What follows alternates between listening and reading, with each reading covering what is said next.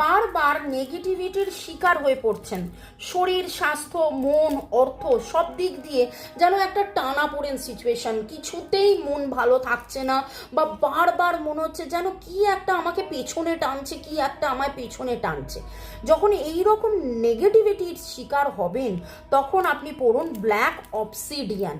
ওকে, বা আপনার কাজ হচ্ছে এমন কোনো জায়গায় দিয়ে, আপনি যেখানে কাজের জায়গায় যান, হয়তো আপনার কবরস্থানের পাশ দিয়ে আপনাকে যেতে হয় সেই রকম, বা আপনি প্রফেশনে নার্সও হতে পারেন, আপনাকে নেগেটিভিটির শিকার হতে হয়।